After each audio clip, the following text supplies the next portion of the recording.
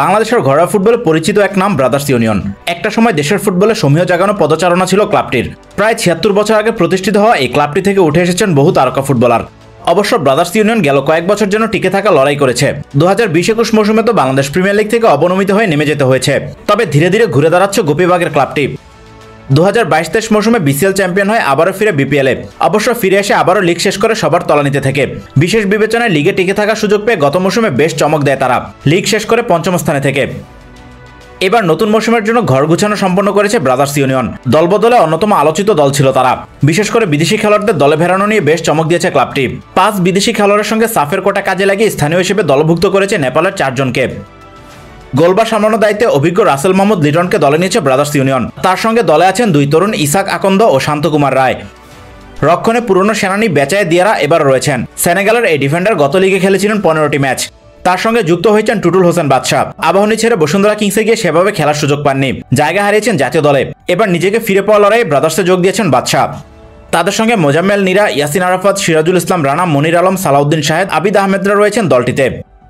Brothers ইউনিয়নের মাঝমাঠে এবারও রয়েছেন জাতীয় দলের অধিনায়ক জামাল ভুঁইয়া। তার সঙ্গে ঘরোয়া ফুটবলের নিয়মিত পারফর্মার কৌশিক বড়ুয়া, আবু সাইদ, রবিউল হাসান, আরিফুর রহমানরা রয়েছেন দলটিতে।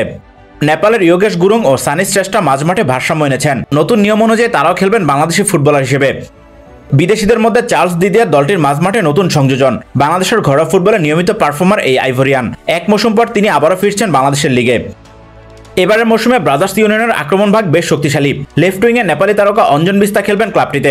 নেপাল জাতীয় দলের হয়ে ৬৮ ম্যাচ খেলে ১৩টি গোল এবং ৩টি অ্যাসিস্ট রয়েছে তার। ক্লাব ক্যারিয়ারে নেপালের বাইরে ভারতের আই লিগে খেলার অভিজ্ঞতা রয়েছে তার। স্বদেশী উইঙ্গার আরিক বিস্তাও খেলবেন ব্রাদার্স ইউনিয়নে। নেপালের হয়ে তিনি খেলেছেন ২৭টি ম্যাচ। নেপালের বাইরে তিনিও খেলেছেন ভারতের আই লিগে। বাংলাদেশ প্রিমিয়ার লিগের পরিচিত মুখ সান্ডে চিজোবা এবার খেলবেন ব্রাদার্স ইউনিয়নে। ৩৫ বছর বয়সী এই নাইজেরিয়ান ফরওয়ার্ড অবশ্য ২০২১-২২ মৌসুমের পর থেকেই পেশাদার ফুটবলের বাইরে ছিলেন। তাই সান্ডের বর্তমান অবস্থা সম্পর্কে কিছুটা হলেও সন্দেহ রয়েছে। তারপরও বাংলাদেশের ফুটবলে পরীক্ষিত এই পারফর্মারকে দলে নিয়েছে ব্রাদার্স ইউনিয়ন। ব্রাদার্সের ডেরায় যুক্ত হয়েছেন ব্রাজিলিয়ান ফরওয়ার্ড মার্কোস রুদোয়েরে সিলভা। ২৪ বছর বয়সী এই ফরওয়ার্ড আই লিগে ২৮ ম্যাচে করেছেন ৫টি গোল। এর আগে নেদারল্যান্ডস, লিথুনিয়া ও স্লোভাকিয়ার ঘরোয়া ফুটবলে খেলার অভিজ্ঞতা রয়েছে তার। ব্রাদার্স ইউনিয়নের সবচেয়ে বড় চমক প্যারাগুয়ের তরুণ ফরওয়ার্ড ফার্নান্ডো প্রেসেন্টাডো। দেশটির অনূর্ধ্ব-১৭ ও অনূর্ধ্ব-১৮ দলে খেলার অভিজ্ঞতা রয়েছে তার। ক্লাব ক্যারিয়ারে প্যারাগুয়ে ও ইকুয়েডরের সেকেন্ড টায়ারে খেলেছেন তিনি। সবশেষ মৌসুমে তিনি খেলেছেন প্যারাগুয়ের ক্লাব স্পোর্টিভো ক্যারাপেগুয়াতে। ২৩ বছর বয়সী এই ফরওয়ার্ডকে এবার দেখা যাবে বাংলাদেশের ঘরোয়া ফুটবলে।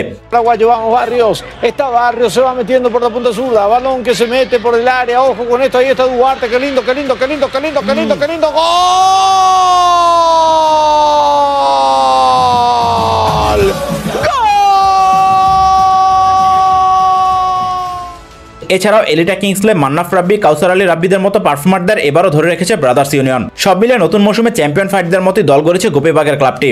এবার মাঠের খেলায় নিজেদের প্রমাণ করার অপেক্ষা। আপনাদের চোখে কেমন দল গড়েছে ব্রাদার্স ইউনিয়ন? তারা পারবে তো চ্যাম্পিয়ন ফাইট দিতে? জানিয়ে দিন কমেন্টে। এতক্ষণ আমাদের সাথে থাকার জন্য সবাইকে ধন্যবাদ।